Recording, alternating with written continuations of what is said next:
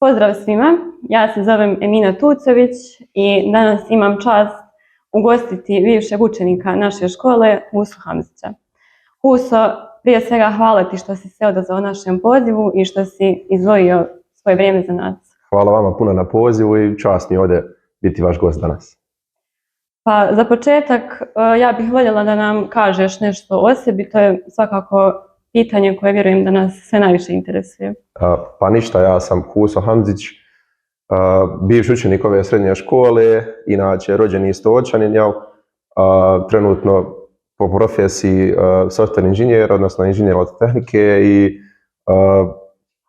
zaposlen trenutno u struci. Nakon završene osnovne škole, kako si se odlučio koju srednju školu upisati? Pa, odgovor na to pitanje je malo duži, ali mislim da je sve išlo svojim prirodnim nekako tokom. Kao veoma mlada osoba sam bio izložen tehnologiji i tim stvarima, odnosno svoj taj neki entuzijazam za tehnologiju sam naslijedio od svog oca, koji je inače medicinske struke, radi u medicinskoj struci, međutim zanima ga dosta ta tehnologija. Ja sam kao veoma mlada osoba sa njim sastavljao prve te neke računare i kao dijete sam razvio taj neki afinitet prema tome. I tokom svog osnovnoškolskog obrazovanja vazda me je zanimala ta tehnologija i na uštrb nekad i ocjena i svega toga igrajući igrice u osnovnoj školi, bilo mi je nekako prirodno da nastavim taj neki poziv, ali uz sugestije svojih roditelja, ali sam opet bio ustrajan jer htjeli su da nastavim medicinsku struku i sestra isto završila medicinsku struku, ali nisam se, što se kaže, dao i nekako odabir srednje škole je bio očit što se tiče toga, a s druge strane isto iz svoje osnovne škole imao sam nekih bivših učenika ove srednje škole. Mi smo trenutno u periodu gdje nam svi govore da je ovo najljepše doba za nas, da smo bez briga i obaveza. Koliko je to zapravo tebi bio takav period srednje škole? Pa naravno, i ja dijelim isto mišljenje, srednjoškolsko obrazovanje je jedan nezaboravan dio svakog učenika. Mene to sada kada se osvrnem na sve, jednostavno sretan sam što sam upoznao dosta ljudi s kojima sam ostao prijatelj do kraja života, što sam imao čast da mi predaju u srednjoj školi ogromni stručnjaci iz prakse neke predmete i da pokupim što je više moguće znanja koje mi je kasnije tokom i karijere i tokom daljeg obrazovanja koristilo u velikoj mjeri. Koji si više tip? Za prvu ili drugu smjenu? Pa i tu ima jedna anegdota, ja kad sam pošto sam ozario čitavo svoje srednjoškolsko obrazovanje, relaciji Stolac-Mostar, to je neki 36 km, odnosno cirka autobusom nekih sat vremena. Više mi je godila druga smjena, zato što nisam inače jutarnji tip osobe, više volim ostati dokasno uvečer, nešto završavati i tako dalje, i onda da se mogu fino naspavati i kako bi taj dan sljedeći mogao funkcionisati kako treba. I tada je politika škole bila, pošto nažalost tehnička škola u Mostaru je tada u trenutku kada sam ja bio učenik, raspolagala samo prostorijama u Šančevoj ulici gdje smo imali nekih 5 učionica, 6 improvizovanih, 6 ukupno kada bi računali improvizovane podrume i tako dalje, nažalost. Morali smo se nekako snalaziti za raspored razreda kako bi se sve to moglo odviti kako treba. I prva 2 razreda srednje škole sam bio druga smjena, međutim onda je politika bila tako da 3. i 4. razred prelaze u prvu smjenu, međutim tada se mijenja upravo srednje škole i naša generacija, odnosno naš razred opet ostane u drugoj smjeni, tako da sam sa sva 4 razreda srednje škole bio druga smjena i ne žalim se što se tiče toga, više mi je godilo. Vozario si kroz čitavu srednju. Koliko ti je bilo teško uskladiti školske obaveze sa tim, pošto nije bilo baš lagano, pretpostavljam? Pa iskreno da budem nije. Koliko god vi htjeli da nešto postignete i tako dalje, vi ste morao sam tada kao veoma mlada osoba, sa 14 godina, neke uvesti neku, hajmo reći, morao sam se držati određenih rutina. Morao sam sebi posložiti neke stvari kako bi se sve stiglo. Ja sam morao, autobusi nisu toliko bili redovni i morao sam čak nekoliko dana u sedmici tokom sve 4 godine srednjoškolskog obrazovanja dolaziti puno ranije u Mostar. Ili kada završim nastavu u 6, meni autobus za Stolac bude u 8 sati navečer i tako dalje. Tako da sam, što kaže, gubio sam dosta nekog vremena u commutementu, odnosno samom prijevozu i vi to vrijeme, jel možete iskoristiti učeći u autobusu, što je skoro pa nemoguće bilo zato što je ogromne su gužve bile i tako dalje, ili morate nekako nadoknaditi. Sad ja bi lagao kada bi rekao da nije bilo lagano, da je bilo lagano zapravo. Morao sam se buditi ranije, morao sam, bilo je dana, odem od kuće u 9 sati izutra, vratim se u 9 sati na večer i vi imate 12 sati da nadoknadite sve to ili da se pripremite za sljedeći dan. Tako da je tu bilo dosta nekih odricanja u smislu, najviše je sam trpio, što se kaže. Ali eto, hvala Bogu opet, sve se uspjelo stići i dobro je, mislim, sada kada se osvrnem na to, mislim da me to nekako dosta očvrslo kao osobu, zato što sam kao veoma mlada osoba morao držati se nekih rutina i jednostavno kasnije obaveze i na fakultetu i tako dalje su bile, ajmo reći, slične ti. Nije mi fakultet predstavlja neku ogroman skop. Valjalo ti u svakom slučaju. Pa jest. Koliko ti je značilo znanje koje si stekao u srednjoj školi kasnije, kako i na fakultetu, tako i na poslu? Pa, znači, odabir mog smjera, tada kada sam ja upisivao srednju školu, postojala je neka 4 smjera, ne sjećam sad tačno kako se svi zovu, ali smjer koji sam ja završio se zvao tehničara računarske tehnike i automatike, ako se ne varam. I tada je to bio najprijavljiviji smjer u našoj srednjoj školi. Kasnije sam tek saznao da je škola prati trendove u trenutnoj industriji i uveden je IT smjer i to sve. Međutim, naš smjer je fokusiran za jedan drugi smjer na tehničkom fakultetu, jer plan i program je tako opravljen da slijedi visokoškolske ustanove u smislu fakulteta i tako dalje. Tako da na tehničkom fakultetu sada imate smjer koji zove automatika i elektronika i tadašnji plan i program naše srednje škole je pratio taj smjer. Ja sam tu bio izložen nekim predmetima koje ne moglo slušati ni u jednoj drugoj srednjoj školi i bio sam izložen nekim tematikama koje su obrađivale samo tu. Ovo konkretno govorim na području Mostara. Ogromno mi je znanje i podlogu dalo što se tiče daljeg obrazovanja, zato što vi kada dolazite na tehnički fakultet imate predmete koje su vezane za tu elektrotehničku struku. Osnove elektrotehnike kao jedan osnovni predmet u našoj srednjoj školi. Ja sam stekao ogromne temelje tokom srednjoškolskog obrazovanja da ja na tom predmetu manje više nisam izgubio nekog vremena učeći taj predmet na fakultetu, jer sam poznavao većinu gradiva, to se svelo kasnije samo na popunjavanje nekih stvari koje su se preskakale u srednjoj školi. Nažalost, ima i tu jedna ista anegdota. Ja nisam upisao taj smjer na tehničkom fakultetu, tako da sam morao izdvajati više vremena za neke druge predmete. Automatika, elektronika, kao što sam rekao, učite predmete tu kao što su elektronika, kao što su automatika, kao što su linearni sistemi upravljanja i tako dalje. I moje kolege koje su na fakultetu studirale taj smjer, ja sam im uveliko diskutovao. Mogao sam diskutovati sa njima zato što sam to sve slušao u srednjoj školi, međutim nisam slušao te predmete. Tako da sam upisao taj smjer na tehničkom fakultetu, a zašto nisam, ja sam bio ispunio papire za taj smjer i vozim se sa ocem prema tehničkom fakultetu da predam papire i on mene pita šta si odabrao, ja govorim odabrao sam automatiku, elektroniku, to me zanima, to sam učio u srednjoj školi, to sve. I mene tas pita, pa dobro, ima li para tu kod nas? Rekao, pa i ne baš kod nas, ali van ima. Govorim, pa dobro, što ćete onda to i kako? I ja sam neki 10 minuta razmišljao, izgužvam papire u autu za taj smjer i odaberem drugi smjer koji zove računarstvo informatika i to upišem, tako da nisam mogao, nažalost, o predmetima koje sam slušao u srednjoj školi više čuti na fakultetu, ali kažem vam da me je srednja škola toliko naučila tim stvarima da sam bio konkurentan u diskusijama o tim tematikama i tako dalje. Svakako. Gdje trenutno radiš? Pa trenutno sam u tranzicijskom nekom periodu. Radio sam donedavno u jednoj zagrebačkoj firmi koja zove Infobip, koja ima svoj ofis u Sarajevu. Međutim,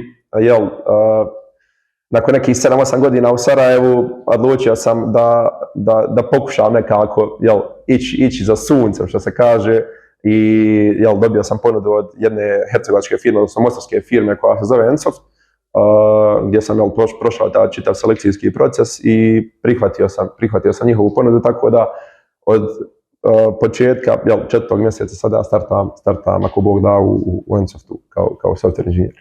Sretno. Hvala vam puno.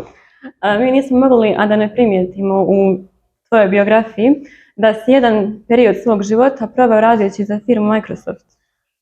Pa jeste, kako se to sve zbilo, i to je ogromna igra slučaja. Ja sam kao student 3. godine Tehničkog fakulteta dobio ponudu za praksu u jednoj firmi isto globalnog karaktera koja je imala u ofisu Sarajevu, zvala se tada Forsta. I počeo sam, susreo sam se tu prvi put profesionalno sa Microsoftovim stekom alata za razvoj softvera i tako dalje, gdje sam radio neke 2 godine. Međutim, samo jedan dan ulazeći na LinkedIn dobijam poruku od headhuntera za Microsoft, koja mi se javila i rekla kao da moj profil, odnosno trenutni CV i to sve sa čim se trenutno bavim, odgovara poziciji koju oni zapravo traže u tom trenutku. Ali i da li sam spreman da uđem u selekcijski proces za Microsoft. I znajući da taj selekcijski proces nije nimalo lagan, zato što moj zet inače isto radi u Microsoftu i prošao je kroz taj selekcijski proces prije mene i koji mi je pričao kako to sve ide, mi je rekao, vidio sam na njemu da to nije nimalo trivialna stvar i da se mora za to pripremati. I malo sam se vagao i rekao, hajde, što da nemam ništa izgubiti. I tada polazim sa tim selekcijskim procesom gdje je bilo tu niz nekih intervjua, kako psihološkog karaktera, tako tehničkog. I imao sam neku ludu sreću da na tehničkom intervju, ne znam jednostavno kako to da opišem, i da danas mi nije jasno, inače Microsoft je takav, oni vas nikako ne pitaju ni ko ste, ni šta ste, zato čak mi čovjek nije pitao kako se zovem, vidio je kako se zovem, nije me pitao ni koliko mi je godina, u stvari pitao me samo koliko imam godina radnog iskustva i rekao, ja sam na to pitanje govorio, on je rekao, ok, Huso bio je Indijac, ok, Huso, za prvi problem imamo 20 minuta, za drugi problem imamo 25 minuta i bukvalno vi tada krećete da dijelite vaš ekran i on vama zalijepi taj postavak problema i vi imate 20 minuta da iskucate rješenje koje radi i odgovarate usput na njegova pitanja, odnosno live coding, takozvani u praksi. I imao sam neku sreću da zadaci koji su mi bili postavljeni sam uspio riješiti uz malo nekih trzavica, ali čovjek je bio zadovoljan mojim rješenjem i sutra dan dolazi poruka, mi smo spremni, da li si spreman da počinješ da radi za Microsoft. I to mi je bilo ogroman wow moment u životu, jer nekako čita svoje srednjoškolsko obrazovanje i fakultetsko obrazovanje, sanjate da radite sa ljudima koji su najbolji u vašoj branši i to je i za neku veliku kompaniju koja postavlja trendove u industriji. I tada počinjem da radim za Microsoft. Radio sam na projektu koji se zove, u Microsoftu vi imate bruku nekih proizvoda, svaki taj proizvod broji 10.000 ljudi koji rade na tome. Oni su tražili software inženjera za platformu koja zove Power Automate i moj tim je tada bio smješten u Vancouveru. Ja sam radio sam od kuće za tim u Vancouveru, tako da i to malo bilo što se tiče sna, ne malo izazovno, zato što imate offset vremenski od nekih 8 sati radi vremenskih zona. Vi kada treba da idete u grad, što se kaže, kao mlada osoba, vi morate tada prisustvovati nekim sastancima koji su njima izutra i tako dalje.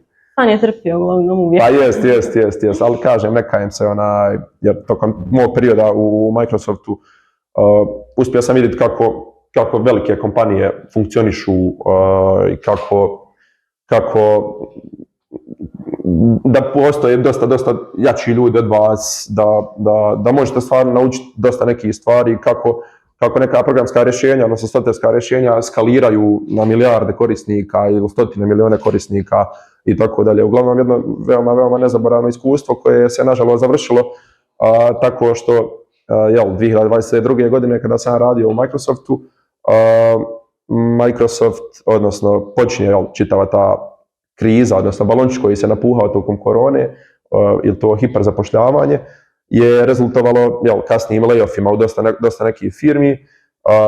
Microsoft je nažalost bio, mislim nažalost po mene, je bio jedna od prvih velikih firmi koja je uvela da se ukida rad od kuće, gdje sam morao, bukvalno rekli su ok, kako bi nastavio raditi za Microsoft, moraš se preseliti u najbliži tehnički centar tada Microsoftov.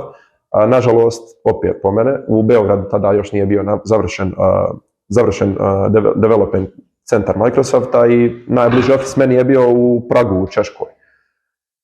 I onda sam tada sa 23 godine bio stavljen na neku veliku raskrsnicu, ok, Prag, Češka, odvaja se od svojih i morao sam donijeti neku odluku, međutim tada sam imao nekih zdravstvenih problema koji su prevagnuli, nažalost, da ja kažem ok, ja se ne mogu, nisam trenutno stavljen da se preselim u Prag, gdje Microsoft je rekao nama je žao, ali moramo prekinuti tu saradnju i tako se to završilo.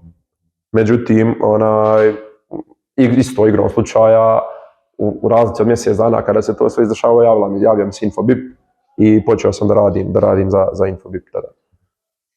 Da li smatraš da je trenutno tržište programera prezasićeno?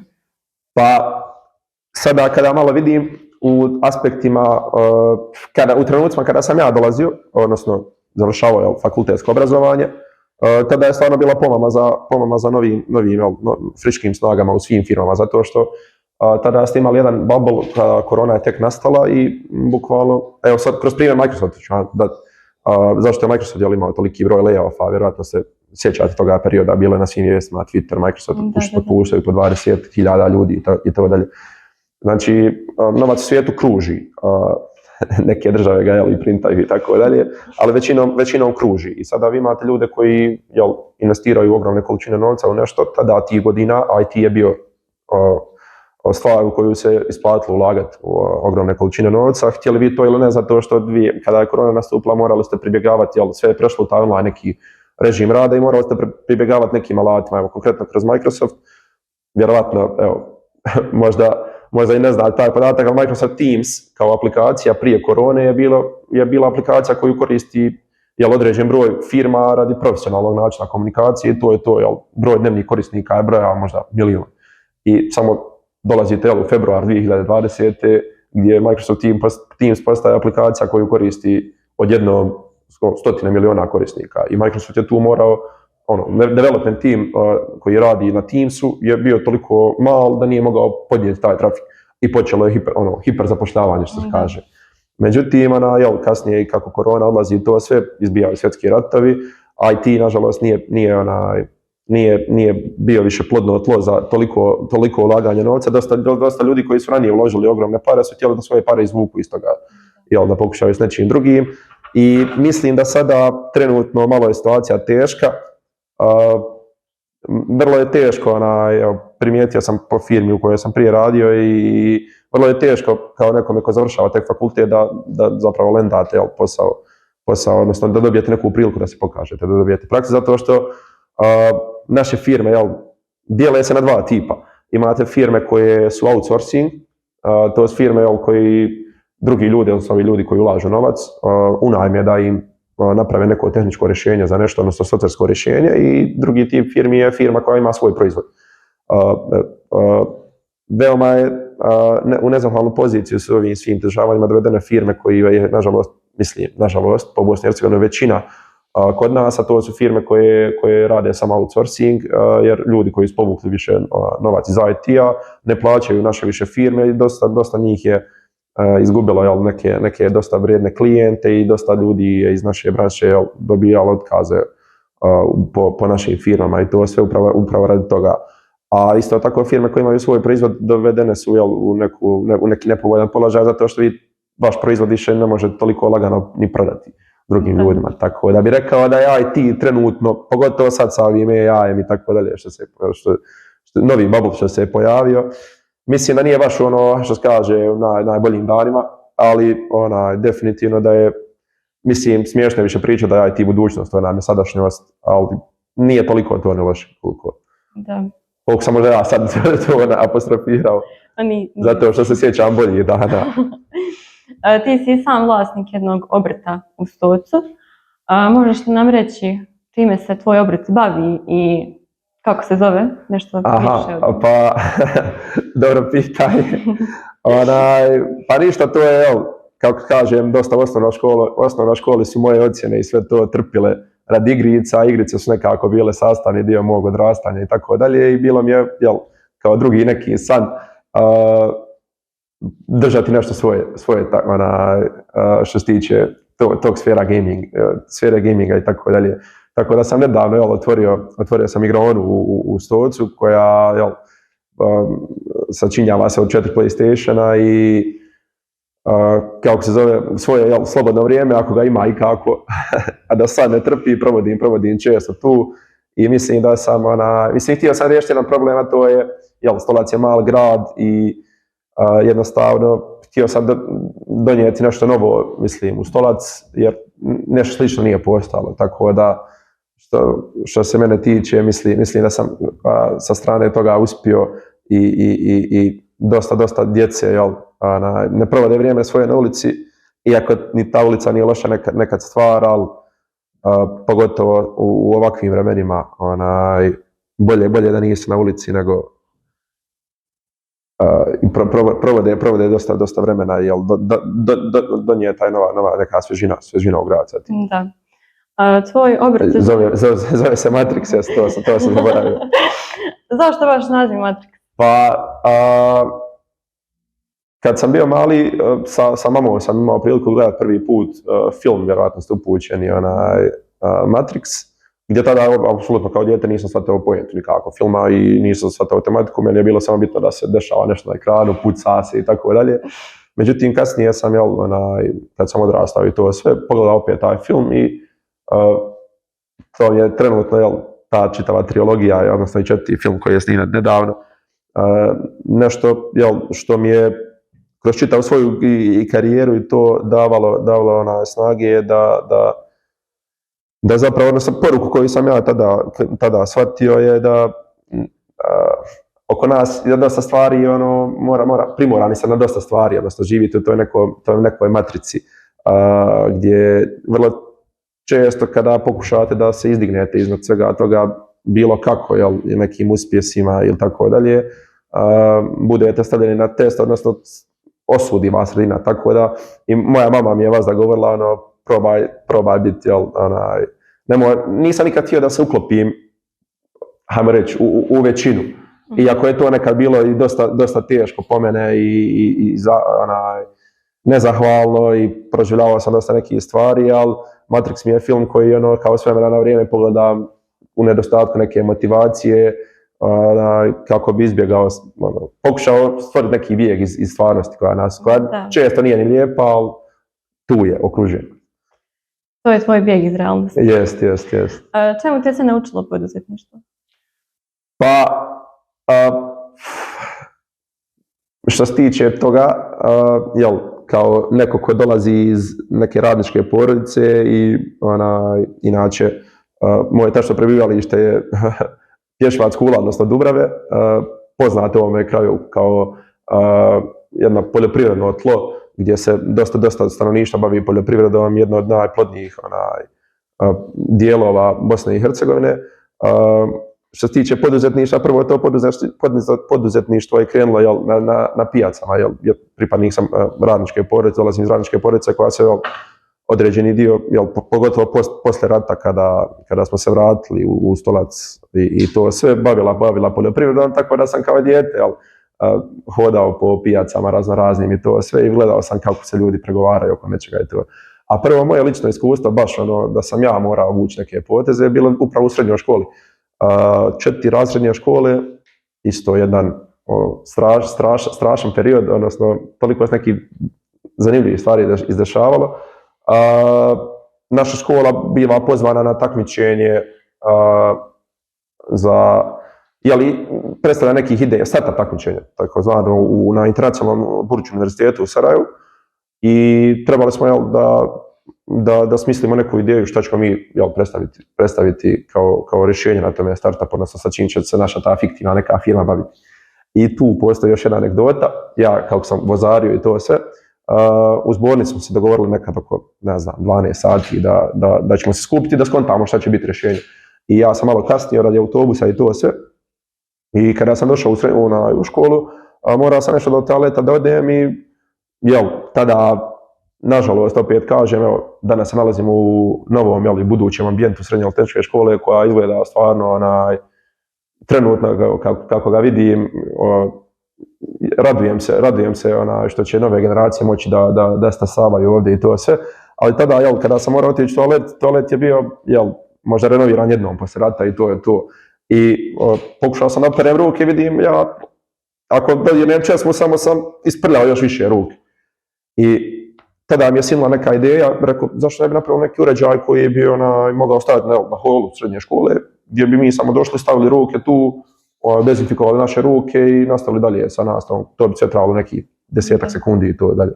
I predložio sam tu ideju i ostalim se članovima našeg tima svidjelo, koje i putem pozdravljam, tu su bili Hamza Isić i Selma Turkić. I odlučili smo da sad tom idejom krenemo na startup takmičenju u Sarajevu. I sama priprema za to bila je, vi ne možete doći gore i samo reći mi smo smislili takav uređaj i to je to. Odlučili smo se da napravimo 3D model kako takav uređaj jedan treba da izgleda. I bitno je za dalji nastavak priče, to je bilo 2018. godina. I mi smo napravili 3D model tog uređaja i to sve.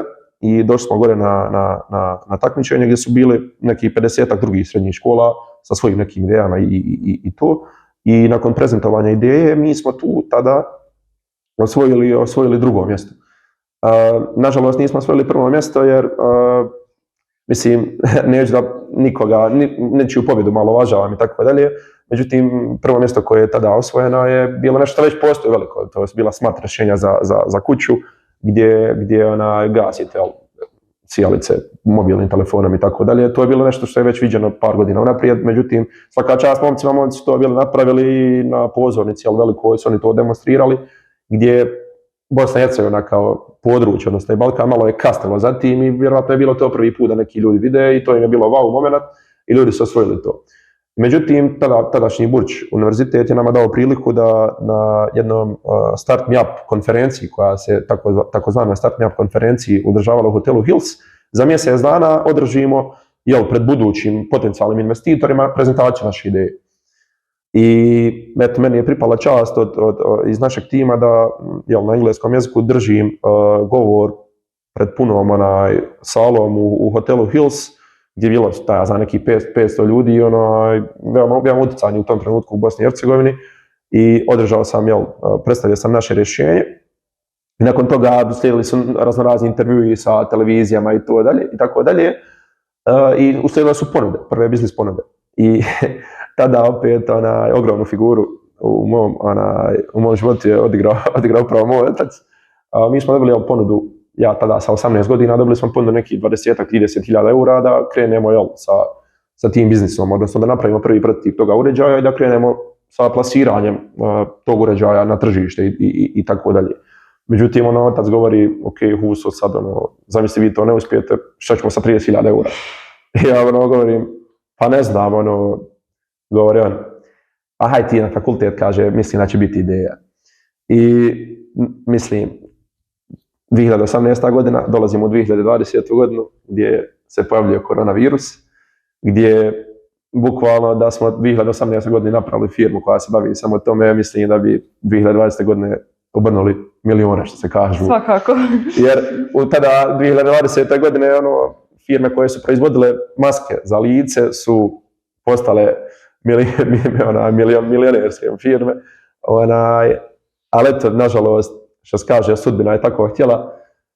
Sada kada se osvrne na to sve, dosta me ljudi sretalo poslije toga i pitalo, jel ti žao, nije ti žao. Rekao, pa eto, ako ništa, tada u tom periodu je Fadil Novalić bio na društvenim mrežama poznata persona. Rekao, ako ništa, imao bi sliku s Fadilom Novalićem tada, jer on tada bio premijer i to sve. Nije mi žao, mislim. Uslijedilo je, vratilo se to kasnije sve kroz obrazovanje i ko zna gdje bi sada bio, da li bi imao možda priliku pričati. Koliko si uspješan u balansiranju privatnih i poslovnih prioriteta? Pa, vrlo dobro pitanje. Rekao bi da, evo, pričali smo o rutinama i to sve. Tokom srednjoškolskog obrazovanja bilo je dosta nekih odricanja. Tokom fakultetskog obrazovanja bilo je dosta nekih odricanja, isto tako nisam baš živio blizu fakulteta i tako dalje. Morali ste bukvalno čitav svoj dan podrediti nekim planiranjima i tako dalje. I morali ste nadoknađivati ono što ste gubili, što se kaže, u hodu, to vrijeme i to sve. I bilo je veoma teško to sve izbalansirati. Slagao bih vam da kažem da sam vrlo dobro to radio, nisam. Vjerovatno sam, tokom toga, mislim da sam se jedan period života više bio posvetio karijeri i tako nekim stvarima, nažalost na uštrb nekih ljudi veoma bliskih i na uštrb mog zdravlja i to sve, ali veoma bitno, hoću da poručim i mladim ljudima i to sve, taj balans je veoma bitan, jer kad tada će se odraziti na vas sve to, odnosno bit će vam krivo, bit će vam žao u jednom momentu zašto niste neke stvari uradili i tako dalje. Sada kada se osvrnem i kad bi me neko pitao, ok, da li bi toliko svog vremena izdvajao na karijeru i tako neke stvari, na uštrb nečeg drugog, pa vjerovatno možda da i ne u ovolikoj mjeri, da mi je krivo, nije mi toliko krivo jer hvala Bogu, evo, sve ide svojim tokom, nema stvarno da se žalim, ali balans je jedna od jako bitnih stvari i socijalni aspekt života je jako bitna stvar. Da. Kad sad pogledaš na svoje srednjoškolske dane, o kakvom su ti sjećanju? Imaš li neku posebnu uspomenu koje se i dan danas sjetiš? Pa imam. Često, kada dolazim u Mostar, često sretnem svoje srednjoškolske prijatelje s kojima sam dijelio 4 godine srednjoškolske klupe i samo ti krenu naupadati anegdote razne i to sve. Nas je tada bilo 18 u razredu i za razliku od danas, pošto škola sad ima dosta diverziteta što se tiče učenika i učenica, tada smo mi bili svi muški u razredu sa razrednicom Đevadom Gološ koju ovim putem pozdravljam. Da li smatraš da mladi mogu doprinijeti pozitivnim promjenama u svojoj okolini? Pa naravno. Mislim da to treba da bude glavni izvor promjena u bilo kojoj sredini. Jer mladi ljudi obično nisu opterećeni nekim stvarima, odnosno nisu opterećeni svakodnevnicom, dolaze s nekim novim idejama, vjerojatno žive nekim, što se kaže, pod nekim staklenim zvonom do kojih ne dopiru te neke otrovne strelice današnje politike i situacije, pogotovo u našoj državi koja je, ne bih rekao komplikovana, ali bih rekao da je kompleksna. I kao vrlo mlada osoba imao sam priliku mislim, bio sam inicijator sam i dalje. Mislim, to mi je neki i cilj i zašto nisam, jedan od glavnih razloga zašto nisam napustio ovu zemlju i zašto nisam napustio ovaj prostor i zašto vas da gravitiram, da se vratim vamo, mislim da nije cilj da, moje viđenje svega toga, jer kao i u filmu Matrix i to sve, nije cilj da vi pobjegnete samo iz Matrixa, odnosno iz svakodnevnice koja vas okružuje, nego treba da vam bude cilj da vi pomognete drugim ljudima da se matrica skroz promijeni. Tako da imam ogroman cilj jedan, a to je da ovaj dio naše lijepe domovine koji ima ogroman potencijal u smislu samo vremenski, kada pogledamo danas smo na divnom sunčanom danu, bude jedan centar što se tiče, hajmo reći, moje struke, odnosno informacijskih tehnologija, i cilj mi je da konkretno moj grad iz kojeg dolazim, pošto je to grad koji je dosta propatio, grad koji je, nažalost, u ratnim periodu čitav bio iseljen, u smislu bošnjačko stanovništvo je bilo raseljeno po čitavoj domovini, a po čitavom svijetu, i jedna od najvećih povratničkih sredina je upravo taj Stolac. Često se budim sa razmišljanjem, odnosno mišlju šta ja mogu raditi da ovaj grad bude prosperitetniji za život i kako da pomognem svojim sugrađanima, jer evo, ko me poznaje zna da ja ne mogu biti sretan ako ljudi oko mene nisu sretni, i sa tim se vodim. I hvala Bogu, koliko god smo mali, inače grad Stolac je dao ogromne prvake u kako, hajmo reći, i u političkom nekom smislu, tako i u naučnom smislu. Evo, spomenut ću par nekih imena mojih sugrađana koji i dan danas igraju ogromne uloge. Neki, dosta njih je prošlo kroz ovu srednju školu i koji su meni bili uzor tokom mog srednjoškolskog obrazovanja. Jedan od glavnih razloga zašto sam odabrao ovu srednju školu. Dino Oglić, čovjek koji je bio najbolji student Univerziteta u Sarajevu, čovjek koji je predstavljao Bosnu i Hercegovinu na međunarodnim olimpijadama iz matematike, jedan od glavnih inženjera danas u AstraZeneci. Arman Kohnić, isto momak koji je završio, pohađao ovu srednju školu, predstavljao Bosnu i Hercegovinu na olimpijadama iz fizike, trenutno jedan od glavnih ljudi za procjenu rizika u njemačkim bankama i tako dalje.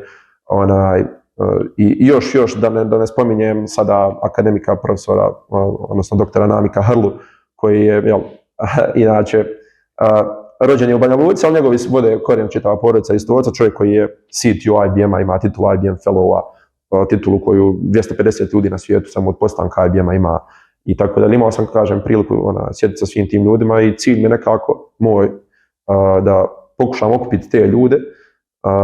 Evo, Meaz Hajdarović, isto čovjek koji radi u Facebooku i tako dalje, da pokušam da okupim te ljude, odnosno Stočane, i da pokušamo napraviti neku promjenu što se tiče sfere nauke u Stolcu, da pokušamo unijeti neku novu varijablu nekog poduzetništva.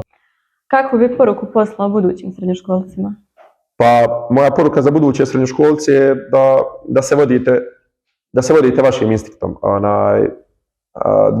Dosta, ja vjerujem, pogotovo i tada su na mene utjecali moji roditelji i vaša okolina, ukućani, šta vi treba da studirate, šta ne treba da studirate. Pogotovo, evo, dosta se naslušam priča na primjer, konkretno ovom industrijom, ja ne vidim da se mogu baviti ljudi koji nikako ovo ne vole. Znači, ovo nije nešto što je šablon, nešto što vi možete rutinski da obavljate svaki dan, i to sve stvarno, da bi bili dobri u ovome, a mislim da i u svim ostalim strukama, može se preslikati, morate voljeti ono sa čim se bavite. I ja kao bivši učenik ove srednje škole mogu samo da kažem sve riječi hvale za nastavni kadar koji je bio tokom mog srednjoškolskog obrazovanja u svakom trenutku tu da vam izađe u susret, da vam izdvoji dosta nekog njihovog slobodnog vremena kako bi vam objasnio dodatne nastave neke i tako dalje. I pogotovo sada, evo, kada vidimo ove nove prostorije i opremu sa kojom srednja škola raspolaže trenutno, što se IT-a tiče, konkretno ja u kantonu ne vidim bolju srednju školu za nastavak studija, i želio bih samo da poručim učenicima osnovne škole koje trenutno razmišljaju šta upisati, koji gaje neke afinitete prema ovoj struci, mislim da je ovo nepogrešiv izbor. Ali svakako, mislim, evo, hoću primjer, kada samo slijepo slušate roditelje, moj rođak koji ovog puta pozdravljam, momak je završio srednju medicinsku školu i na kraju upisao FIT. Jer kaže, ja sam to, baš sam to volio, ali eto, upisao sam medicinsku školu radi roditelja i tako dalje. Nemojte to raditi, slušajte samo sebe. Na kraju samo neće vašim roditeljima biti žao, nego će vama najviše biti žao. Naravno. Sada ćemo prijeći na drugi segment razgovora, to su asocijacije. Ja ću ti govoriti neke riječi i prvo što ti padne na pamet kad ja to kažem, ti ćeš reći. Srednja škola. Profesor Ibrahim Utišić. Zašto baš on? Pa to je, ovom prilikom ga pozdravljam, čovjek koji je, od kog sam dosta naučio, pogotovo iz stručnih nekih predmeta, profesor elektronike, trenutno je u penziji, jedan ogroman stručnjak koji je bio sa hemijskom dođe na čas i izdiktira vam čitavu jednu lekciju, s kojim sam vodio tokom srednjoškolskog obrazovanja dosta nekih razgovora što se tiče struke i tako dalje i ostavio jako pozitivan utjecaj na mene. Tjelesno. Opet bih rekao profesor Jasmin Deljević, stvarno čovjek koji svojom energijom onako hladnu salu napuni nekako nekom toplotom i motivacijom za sve. Sve nezaboravni trenuci igranja fudbala i tako dalje. Microsoft. Pa rekao bi ponos da je to, kruna, mislim, malo je teško reći kruna jer tek mi je 25 godina, ne znam šta vrijeme nosi, ali trenutno bi rekao kruna karijere i na sve ovo što sam, sva odricanja koja sam odradio. Sedmica, Bodrum. Sociologija. Rekao bi sociologija, da smo nas na časova i sociologije držali dole i imali smo neki anegdota i smiješnih priča sa profesoricom Nerman. Programiranje.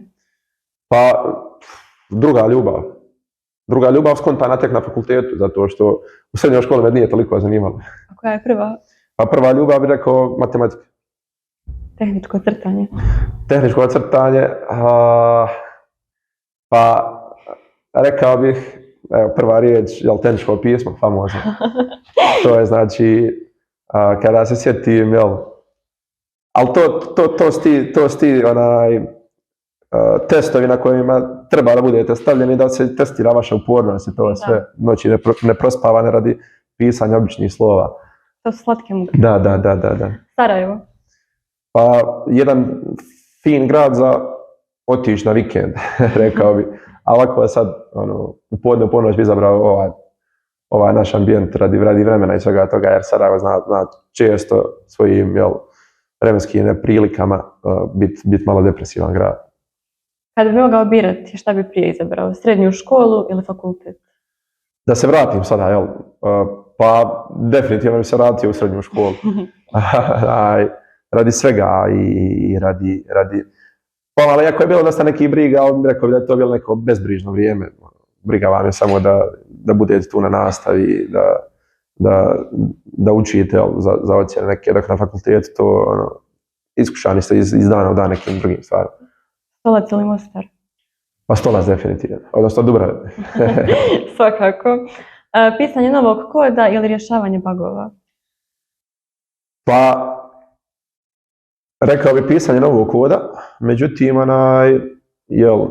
pisanje novog koda će kad tad postati ispravljanje bugova na tom istom kodu. Ne znam, trenutno, mislim, najdraže mi je kada se susretnem sa zadacima gdje se opiše neki problem da ja moram ponuditi tehničko rješenje za to, odnosno moj vid rješenja, a popravljanje bugova vam je, pa tu morate baš pogotovo ako neko drugi je pisao kod i to sve, potrošiti dosta nekog vremena da shvatite domenu i da napravite neki hirurški precizan zahvat kako ne bi introducirali nove bugove u tom svemu. Jesi li više za rad od kuće ili u kancelariji? Pa za rad od kuće definitivno. Mislim, volim usput pozdravljam sve moje kolege i to s kojima sam dijelio ofis i sve, ali mislim da sam dosta produktivni od kuće jer osoba sam koja traži tišinu i smira i kako bi postigao zenit tog mog fokusa nekog gdje onda što se kaže duplo manje vremena potrošim da nađem neko rješenje ili skontam taj neki eventualni bug nego u ofisu gdje, pogotovo naši ofisi koji su open space koncepta, bukvalno letaju vam ljudi kraj glave, vi morate slušalice staviti, ne može, malo je teško ugrabiti fokus, a rekao bi radi od kuće 100%. Microsoft ili Ensoft? Pa ne znam koliko su sad uporedive stvari, ali nakon što sam vidio kako to sve funkcioniše u korporacijskom nekom smislu, odnosno u firmi koja ima, gdje ste vi zapravo jedan samo kotačić tu i kako koliko god te firme gajale neki mindset u smislu we are family i tako dalje, skontate na neki teži način, jel, kad su layoffi bili, isto neka anegdota, bukvalno moj kolega iz Microsofta je čovjek koji radi 18 godina tu i dobio otkaz samo isto na isti način, bukvalno htio da se jedno jutro uključi laptop, međutim nije se mogao prijaviti, saznao je preko vijesti da je dobio otkaz, iako je 20 godina bio tu. Tako da, s ovog aspekta sada kada gledam, volim biti dio neke malo manje zajednice, ali koja pravi značajne korake u IT-u i koja donosi neka nova rješenja na sto i nove neke stvari. Huso, hvala ti što si bio naš gost. Ja sam uživala u ovom razgovoru. Hvala vama također na pozivu i na prilici da se prisjetimo nekih srednjoškolskih dana i svega toga. I evo još jednom da apeliram na potencijalne učenike koji se premišljaju, odnosno kojima je ova srednja škola vjerovatno u tom nekom poolu srednjih škola koje bi mogli opisati, vjerujem mi neće se pokajati. Neće se pokajati, ja kažem. Ne. I još jednom hvala vama na izdvojenom vremenu i na postavljenim pitanjima.